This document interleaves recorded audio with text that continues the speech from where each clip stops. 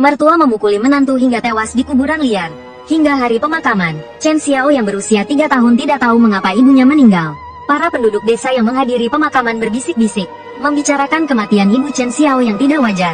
Mereka berkata arwahnya pasti akan kembali menghantui mereka. Kebetulan, nenek Chen Xiao mendengar semua ini. Agar tidak dihantui, kakeknya menemui Zhang, dukun desa. Ia meminta Zhang untuk menikahkan menantu perempuannya secara gaib. Ini diharapkan dapat menenangkan arwahnya. Maka, Zhang menggali mayat seorang bujangan yang baru saja meninggal untuk dinikahkan secara gaib dengan ibu Chen Xiao. Ayah Chen Xiao langsung marah besar dan segera melarangnya. Namun, ia dihajar oleh kakeknya. Setelah semua orang pergi, Zhang memberitahu Chen Xiao bahwa ibunya hanya lelah dan sedang beristirahat. Ia akan pulang setelah cukup istirahat. Sejak saat itu, Chen Xiao menunggu ibunya setiap hari di rumah. 6 bulan berlalu, ibunya tak kunjung kembali. Suatu malam, hal aneh terjadi. Kakeknya bangun untuk buang air kecil di luar. Saat ia membuka pintu, ia tampak ketakutan melihat sesuatu. Matanya melotot dan penuh darah. Dan ia mengeluarkan suara menggumam. Ia pun jatuh pingsan. Neneknya segera menyuruh ayahnya memanggil Zhang. Karena rumah mereka jauh, neneknya menyuruh Chen Xiao tidur. Saat Chen Xiao membuka pintu kamarnya, ia melihat ibunya yang telah meninggal, mengenakan gaun pengantin merah, melayang di hadapannya. Chen Xiao berteriak ketakutan dan mundur. Neneknya mendengar teriakan itu dan mendobrak pintu. Ia memeluk dan melindungi Chen Xiao, lalu memukul hantu itu dengan tongkat. Hantu itu mengeluarkan air mata darah, seolah ingin mengatakan sesuatu. Lalu, ia melayang menembus mereka dan keluar. Chen Xiao berlutut, sedih melihat ibunya pergi. Setelah semuanya tenang, Chen Xiao merasa bingung, mengapa kakeknya selalu membakar kertas uang untuk ibunya, sementara neneknya selalu memukul ibunya semasa hidup. Tapi, mengapa ibunya justru menghantui kakeknya? Neneknya langsung marah dan memukul Chen Xiao. Saat itu, ayah Chen Xiao dan Zhang datang. Zhang langsung tahu bahwa ibu Chen Xiao telah kembali. Hanya dengan mencium bau di udara, ia segera menggambar jimat di wajah kakek Chen Xiao. Melihat ekspresi serius Zhang, neneknya bertanya apakah kakeknya masih bisa diselamatkan. Zhang berkata ada cara, tetapi ia tidak tahu apakah mereka sanggup melakukannya. Neneknya berkata ia akan melakukan apapun untuk menyelamatkan kakeknya. Zhang berkata hantu takut api. Mereka harus menggali mayat ibu Chen Xiao dan membakarnya. Setelah abunya hilang, semuanya akan berakhir. Esokan harinya, ayah Chen Xiao meminta bantuan penduduk desa. Namun, mereka menolak dan melarang ayah Chen Xiao menggali makam ibunya. Mereka berkata itu akan membawa sial. Mengganggu jenazah akan mendatangkan bencana. Melihat penduduk desa tidak mau membantu, neneknya maju dan mulai menggali sendiri. Saat peti mati terbuka, semua orang terkejut dengan apa yang mereka lihat. Tidak ada mayat di dalam peti mati, melainkan seorang bayi yang sedang menangis terseduh-seduh. Nenek menyuruh ayah untuk segera membakarnya. Ia menganggap bayi itu pembawa sial. Namun, saat Zhang Xiao mendekati peti mati, bayi di dalamnya tiba-tiba berhenti menangis, malah mengulurkan tangan kecilnya dan tertawa cekikikan ke arah Zhang Xiao. Secara naluriah, Zhang Xiao mengulurkan tangannya untuk menyambut bayi itu. Namun, tiba-tiba Zhang Duangong mengambil bayi itu dari belakangnya, lalu memberi isyarat kepada orang-orang di sekitarnya untuk melihat ke peti mati. Terlihat beberapa karakter besar tertulis di dasar peti mati. Bayi tak bersalah, bebaskan bayi. Zhang Duangong berkata ini adalah karma. Siapa yang memulai, dia yang harus mengakhirinya. Lalu menyerahkan bayi itu kepada ayah Chen. Berkata dia tidak akan ikut campur lagi dalam urusan ini, dan berharap keluarga mereka tidak akan mencarinya lagi. Setelah Zhang Duangong pergi, nenek maju dan hendak mencekik bayi itu. Ayah Chen menghindar, menasihati nenek untuk tidak berbuat jahat lagi. Anak-anak selalu tak berdosa. Setelah kembali ke rumah, bayi itu tampak dekat dengan kakek yang sedang koma.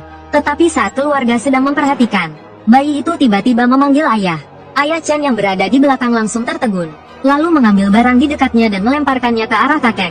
Nenek berusaha keras untuk menghentikannya. Apa kau mau durangkah? Dia ayahmu. Ayah Chen berkata dengan gigi terkatup. Aku tidak punya ayah seperti itu. Berani-beraninya dia punya anak dengan menantunya sendiri. Bagaimana muka keluarga Chen kita kalau orang lain tahu? Tak lama kemudian, paman kedua dan paman ketiga datang setelah mendengar kabar tersebut. Ayah Chen menunjuk ayahnya sendiri dan memakinya. Ini benar-benar aib keluarga. Begitu digendong, bayi itu langsung memanggilnya ayah. Mereka berdua seperti pinang dibelah dua. Siapa sangka istriku yang sudah meninggal melahirkan adik laki-lakiku. Paman kedua menunjuk ayah Chen dan berkata, kau mirip ayahmu. Tentu saja bayi ini mirip kau dan ayahmu. Kalian semua sama saja. Apa kepalamu terjepit pintu? Kemudian, paman kedua menyuruh Chen Xiao untuk melihat bayi itu dan menyuruhnya pergi. Tetapi ketika Chen Xiao membuka pintu, apa yang dilihatnya hampir membuatnya ngompol. Ibu Chen Xiao telah kembali, dan dia sedang menyusui bayi itu di pangkuannya. Ibu Chen Xiao menoleh ke arah Chen Xiao. sepertinya ingin mengatakan sesuatu padanya. Dan Chen Xiao, yang sangat merindukan ibunya, tak kuasa menahan air matanya. Tetapi saat itu juga, ibu Chen Xiao tiba-tiba menyuruhnya lari. Meskipun Chen Xiao tidak tahu alasannya, dia tetap menuruti kata-kata ibunya dan langsung berlari. Melihat ayahnya dan yang lainnya, dia berteriak, "Ibuku kembali!" Paman kedua langsung marah besar, memaki, "Bajingan, bahkan anaknya sendiri tidak diampuni. Aku ingin lihat apa yang sebenarnya kau lakukan." Setelah mengatakan itu, dia bergegas ke kamar dalam bersama ayah Chen dan yang lainnya. Bertanya pada Chen Xiao, paman kedua buru-buru bertanya pada Chen Xiao, "Apa yang ibumu katakan padamu? Apa yang dia lakukan padamu?" Chen Xiao bilang dia hanya melihat ibu menyusui adiknya. Lalu ibu menyuruhku pergi. Ayah Chen menimpali, "Dia bukan adikmu, dia adikku. Kau harus memanggilnya paman." Kakek kedua langsung menamparkan ayah Chen. "Tidak berguna, kenapa kau menceritakan semuanya pada anak-anak?" Lalu dia berbalik menghadap kakek tua. "Suruh dia mencari Zhang Duamong. Masalah ini sudah sampai seperti ini. Hanya Zhang Duamong yang bisa menghentikannya." Tapi saat itu, nenek tiba-tiba berlari masuk dari luar. Dengan terengah-engah mengatakan Zhang Duamong gantung diri di rumah. Zhang Duamong secara misterius gantung diri di rumahnya. Saat ditemukan, dia sudah meninggal. Dia menggenggam erat sebuah surat di tangannya. Surat itu mengatakan, "Langit melihat apa yang manusia lakukan. Dengarkan perkataanku. Jika tidak mendengarkan, kau akan hancur. Mintalah, mintalah. Aku tidak bisa membantu Chen Xiao. Mintalah mereka untuk mencari pendeta Tao." Jadi, ayah membawa Chen Xiao ke kuil Tao. Tapi kuil Tao yang bobrok itu tampaknya telah terbengkalai selama bertahun-tahun. Ayah menghela napas panjang. Sepertinya ini sudah takdir. Ini akan mengakhiri garis keturunan keluarga Chen kita. Tapi saat itu, seorang pendeta Tao tiba-tiba muncul di belakang mereka. "Kalian mencari siapa?" Ayah buru-buru berkata bahwa keluarganya baru-baru ini diganggu oleh sesuatu yang jahat. Dan ingin meminta bantuan pendeta Tao. Tapi pendeta Tao mengatakan pendeta Tao senior telah meninggal dan naik ke surga. Lalu dia menatap Chen Xiao, dan secara misterius menyuruhnya melompat di tempat beberapa kali. Chen Xiao tampak bingung. Ayahnya cepat-cepat menyuruhnya melakukan apa yang dikatakan pendeta Tao. Tapi Chen Xiao mencoba beberapa kali tetapi tidak bisa melompat.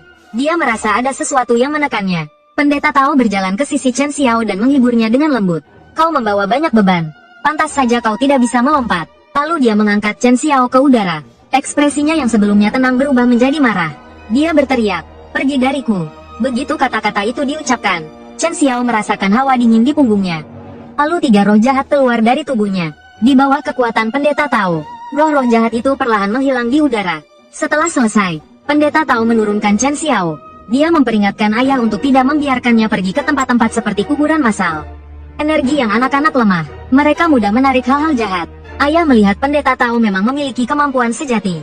Jadi dia maju dan memintanya untuk membantu mengusir roh jahat di rumahnya. Pendeta Tao menunjukkan ekspresi kesulitan. Dia mengatakan ayah telah melakukan banyak hal buruk.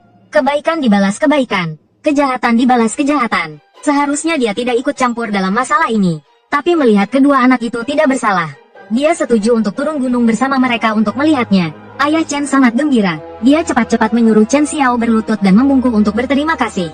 Pendeta Tao buru-buru membantunya berdiri. Seorang pria harus punya harga diri. "Aku tidak pantas untuk kau sujud." Tidak lama kemudian, mereka kembali ke desa. Pendeta Tao hanya melirik jenazah Zhang Duamong. Wajahnya menjadi serius dan dia berbalik untuk pergi. Kakek tua buru-buru mengejarnya, menanyakan apakah ia bisa membantu mereka menyelesaikan masalah ini. Namun, sang pendeta Tao langsung menolak tanpa berpikir. Sang ayah mengira sang pendeta Tao tidak puas dengan sesuatu. Ia mengatakan selama sang pendeta Tao bisa menyelesaikan masalahnya, ia pasti akan memberikan imbalan. Namun, sang pendeta Tao berkata bahwa mereka bertindak berdasarkan sebab akibat. "Kita hanya pernah bertemu, takdir kita sudah cukup. Tetapi sebab akibatnya belum. Membantu kalian tanpa mengenal kalian.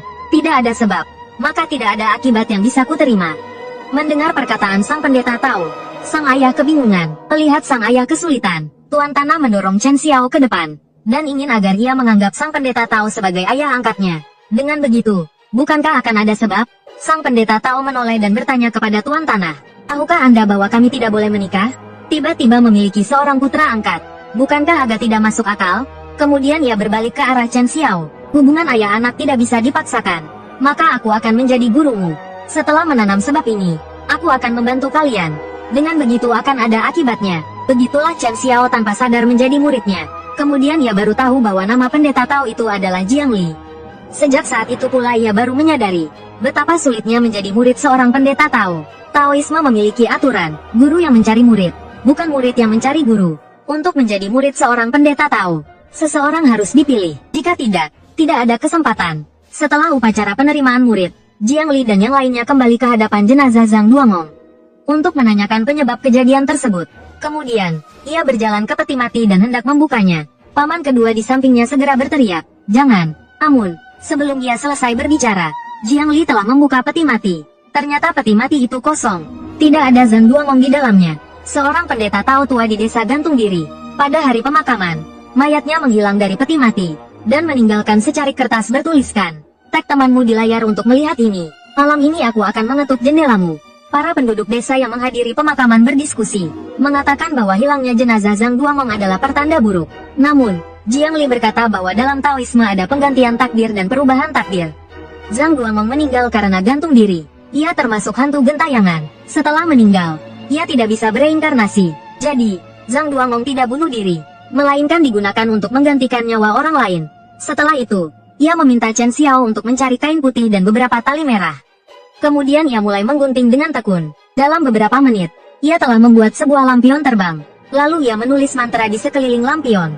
Jiang Li melihat Chen Xiao penasaran, dan memberitahunya bahwa lampion terbang itu disebut juga lampion pemanggil arwah. Dan mantra yang ia tulis disebut mantra penunjuk jalan. Malam ini kita bisa menemukan Zhang Duangong berkat lampion ini. Adapun mantra penyelamat, mantra Dewa Emas, dan mantra lainnya, akan kuajarkan nanti. Kemudian ia menerbangkan lampion terbang itu. Jiang Li memberitahu penduduk desa untuk tidak mengikuti. Ia dan Chen Xiao akan pergi berdua saja. Setelah itu, keduanya berlari mengikuti petunjuk lampion terbang. Entah sudah berapa lama mereka berlari. Tentara Kongming berhenti di depan sebuah makam.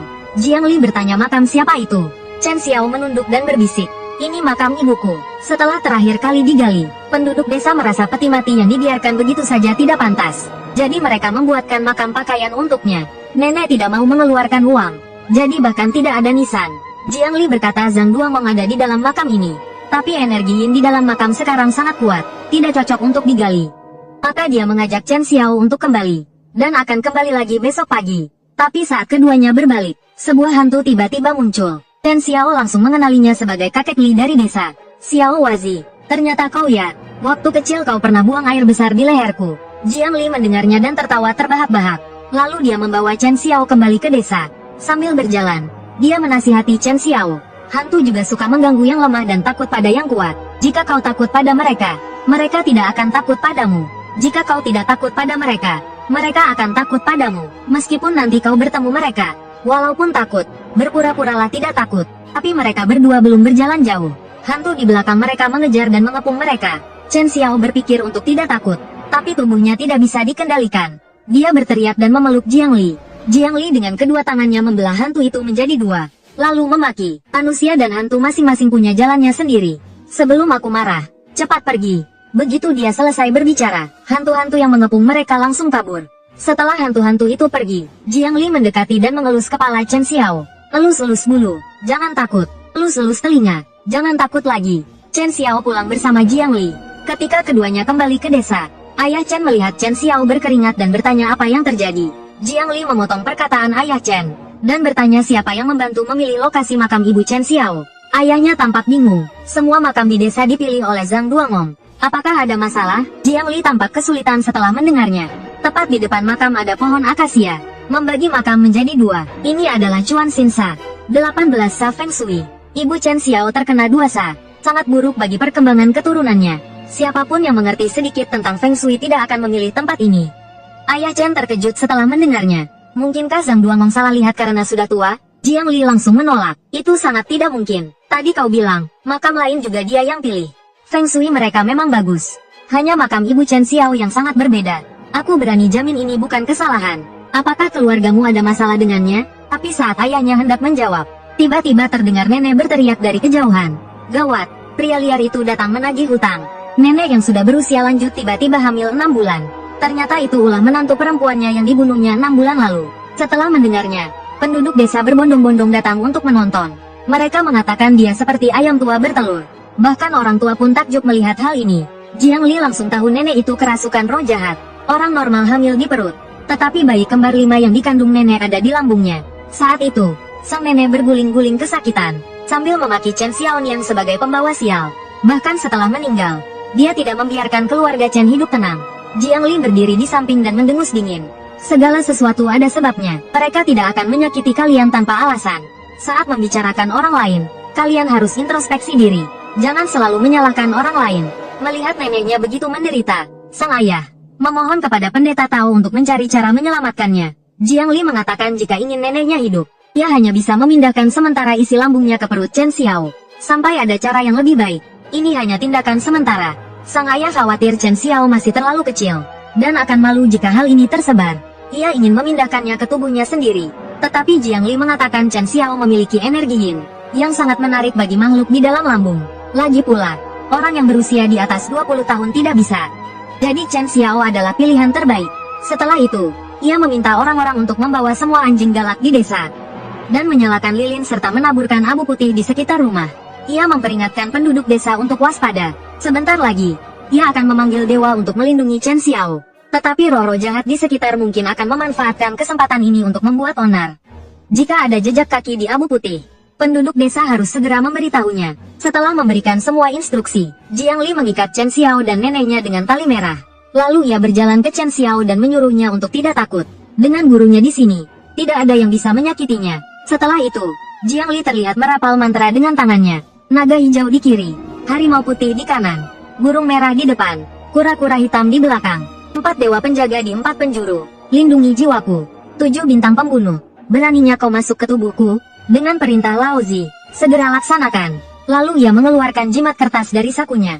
Berteriak selamatkan. Ia menempelkan jimat kertas itu ke wajah neneknya. Nenek menunjukkan ekspresi meringis, dan terus mengeluarkan suara gugu. Tidak lama kemudian, ia berlutut dan muntah tanpa henti. Ia memuntahkan isi lambungnya ke tanah. Makhluk kecil itu terlihat merangkak ke tali, dan perlahan bergerak menuju Chen Xiao. Lalu ia membuka mulut Chen Xiao dan masuk ke dalamnya. Melihat ekspresi kesakitan Chen Xiao, Jiang Li maju dan menutup mulutnya. Jika ingin menyelamatkan nenekmu, kau harus menelannya. Maka Chen Xiao menggigit dan menghentakkan kakinya, mengangkat lehernya dan menelannya dengan paksa. Tetapi begitu yang pertama tertelan, bayi-bayi lainnya keluar dari mulut neneknya satu persatu. Lalu mereka semua masuk ke mulut Chen Xiao seperti kawanan lebah. Dan pada saat itu, penduduk desa di luar tiba-tiba berlari masuk ke rumah, mengatakan bahwa semua anjing di luar tiba-tiba menggonggong dan jatuh pingsan. Jiang Li dengan cepat menghitung dengan jarinya.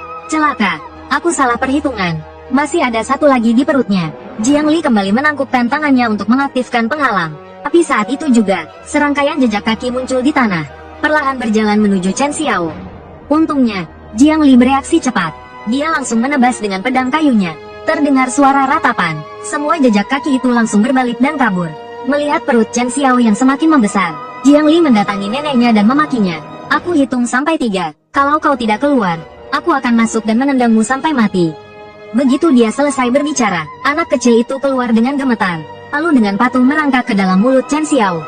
Dengan satu anak kembali ke tempatnya, Chen Xiao merasa perutnya tidak tahan lagi. Dia berteriak minta tolong pada gurunya. Jiang Li mengucapkan mantra penyelamat, dan bayi hantu di perut Chen Xiao perlahan menghilang. Tapi saat mereka berdua merasa lega, suara terdengar dari luar. Jika kau berani menyakiti muridku sedikit pun, aku akan membantai seluruh keluargamu.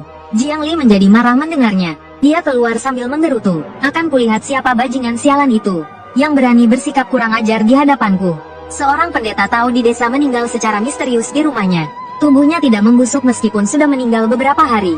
Yang lebih aneh lagi, pada hari pemeriksaan jenazah, dia tiba-tiba bangkit dari peti matinya. Lalu dia lari ke hutan dan menghilang di depan semua orang. Jiang Li mengatakan ini karena masalah feng shui makam, yang membuat orang mati terkena energi kematian. Zhang Duangong telah diubah menjadi mayat hidup. Pasti ada sesuatu di balik semua kejadian aneh ini. Pasti ada rahasia tersembunyi di balik peti mati ini. Jadi, Jiang Li dan Chen Xiao memutuskan untuk berjaga di sini untuk menyelidiki masalah ini sampai tuntas. Malam pun tiba, guru dan murid yang bersembunyi di hutan akhirnya menemukan sesuatu. Mereka melihat ibu Chen Xiao dan seorang pria berdiri di dekat makam. Pria itu terus meminta maaf. Chen Xiao memperhatikan pria itu dengan saksama, ingin tahu siapa dia, tapi dia terkejut saat melihatnya. Ternyata pria itu adalah kakeknya yang sedang sakit. Percakapan mereka terhenti oleh teriakan Chen Xiao. Jiang Li menghampiri kakeknya dan bertanya mengapa dia berpura-pura sakit. Kakeknya langsung berlutut di depan mereka, dan menangis, memaki dirinya sendiri lebih buruk dari binatang. Dia sudah tua renta, tapi dia telah melakukan hal yang bejat pada menantunya. Chen Xiao terkejut lagi mendengarnya. Ternyata ayahnya tidak salah. Jadi, bayi itu memang anaknya. Jiang Li mengatakan ada alasan di balik semua ini.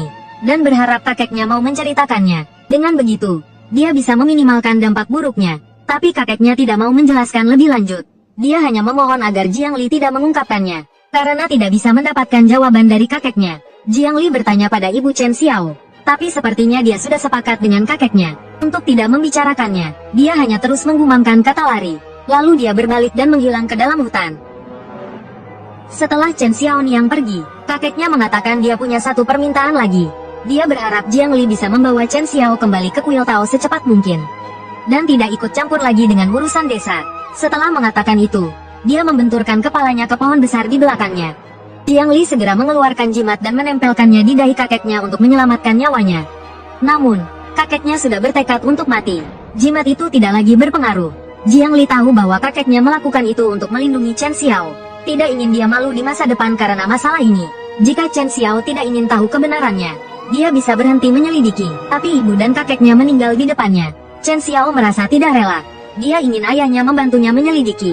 Setelah mengatakan itu, Chen Xiao menggendong kakeknya dan membawanya pulang. Keluarganya, melihat kakeknya yang telah meninggal, bertanya kepada Jiang Li apa yang terjadi. Karena masalahnya terlalu sensitif, Jiang Li tidak tahu harus mulai dari mana. Chen Xiao melihat kesulitan pendeta Tao itu, lalu menceritakan tentang kakeknya dan ibunya. Nenek dan ayahnya terkejut setelah mendengarnya. Kemudian ayahnya bangkit dan bergegas ke dalam rumah, mengumumkan dengan marah bahwa dia akan membunuh anak haram itu. Jiang Li menangkapnya dari belakang dan memperingatkannya untuk berpikir sebelum bertindak. Semua dosa yang kau perbuat akan ditanggung oleh putramu. Bayi hantu di perut Chen Xiao disebabkan oleh tindakan gegabah kalian. Bukankah seharusnya kalian mengurus pemakaman kakeknya sekarang? Jika kabar ini tersebar setelah fajar, keluarga Chen akan dipermalukan selamanya. Paman kedua berpikir itu masuk akal, dan segera menyuruh ayahnya untuk mempersiapkan pemakaman kakeknya. Bukan untuk diri mereka sendiri, tapi untuk anak itu. Ayah dan nenek berlutut di depan peti mati, menangis, berpura-pura bahwa kakek meninggal karena sakit. Tetapi penduduk desa sudah tahu tentang hubungan kakek dengan Ibu Chen Xiao. Mereka bergosip tentang mertua dan menantu yang memiliki anak. Sungguh tak terduga. Jiang Li mendengarnya dan segera berbalik untuk menyuruh mereka berhenti menyebarkan gosip. Tapi saat itu, penduduk desa lain berteriak. Jiang Li menoleh, dan melihat Ibu Chen Xiao melayang perlahan ke halaman. Mertua dan menantu melahirkan anak siluman. Khawatir masalah ini akan terbongkar dan memengaruhi generasi muda, kakeknya membenturkan kepalanya ke pohon dan meninggal. Pada hari pemakaman, menantu itu datang dan pergi ke peti mati mertuanya untuk memberikan penghormatan. Lihat ini, ibu mertuanya memakinya dan mengambil obor untuk memukulnya. Pendeta Tao Jiang Li turun tangan dan menyuruhnya berhenti. Ibu Chen Xiao mengabaikan semua yang terjadi di belakangnya dan langsung menuju ke bayi di dalam rumah. Melihat bayi yang lapar itu, Ibu Chen Xiao menggendongnya dan menyusuinya.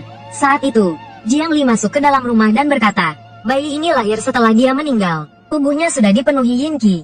Jika kau terus menyusuinya, sedikit yang qi yang tersisa akan segera hilang. Ibu Chen Xiao terlihat tidak rela. Dia hanya takut bayinya kelaparan. Bahkan menyayangi anaknya sendiri sekarang adalah sebuah kemewahan. Meski tidak rela, dia tetap meletakkan bayinya. Chen Xiao melihat ibunya muncul lagi di depannya, dan bertanya dengan sedih apakah dia akan pergi lagi. Ibunya memeluk Chen Xiao, dan mengulang kata-kata yang sama seperti sebelumnya, menyuruhnya untuk lari secepat mungkin. Setelah mengatakan itu, dia berubah menjadi asap tipis dan menghilang melalui dupa.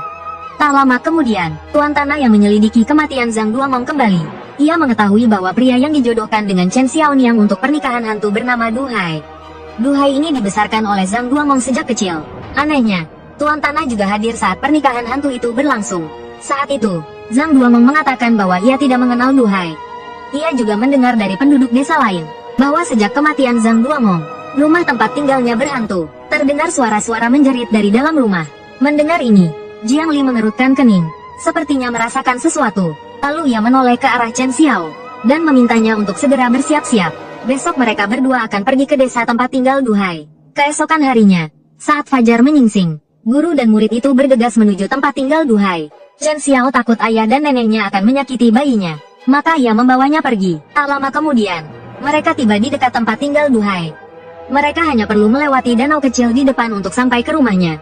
Saat mereka melewati tepi danau, tiba-tiba sebuah tangan besar berwarna hitam muncul, dan menarik Chen Xiao ke dalam danau. Chen Xiao mencoba berteriak minta tolong, tetapi air yang terus masuk ke mulutnya membuatnya tidak bisa bersuara. Namun saat itu juga, semburan energi hantu berwarna ungu keluar dari pusar Chen Xiao. Semakin besar perutnya, semakin banyak energi hantu yang keluar. dan mengelilingi Chen Xiao. Pemandangan ini membuat hantu air tercengang. Dengan mata melotot, ia segera kabur. Sementara itu, Jiang Li memasukkan kedua tangannya ke dalam air, dan menarik Chen Xiao keluar dari danau. Setelah sampai di darat, Jiang Li melihat ke arah danau dan berkata, rumput di tepi danau penuh dengan bulu kuning. Sekarang bulan Maret, saat makhluk gaib berganti bulu. Kurasa ada Gui Houwa yang tinggal di danau ini. Makhluk itu suka memakan daging dan darah anak kecil. Kau bisa selamat, karena anak hantu di dalam perutmu. Saat ini, Chen Xiao tidak punya waktu untuk mendengarkan ceritanya. Ia berteriak, ayah, cepatlah. Perutku akan meledak. Jiang Li langsung mengucapkan mantra. Perut Chen Xiao perlahan mengecil. Setelah itu, mereka berdua masuk ke rumah duhai. Chen Xiao menemukan pakaian duhai dan segera memakainya. Namun, sebelum ia selesai berpakaian, sesosok bayangan hitam muncul di luar rumah. Guru dan murid itu berjalan ke pintu untuk melihat siapa itu. Namun, bayangan hitam itu tiba-tiba muncul di belakang mereka. Jiang Li menghindar dan melemparkan pedang kayunya.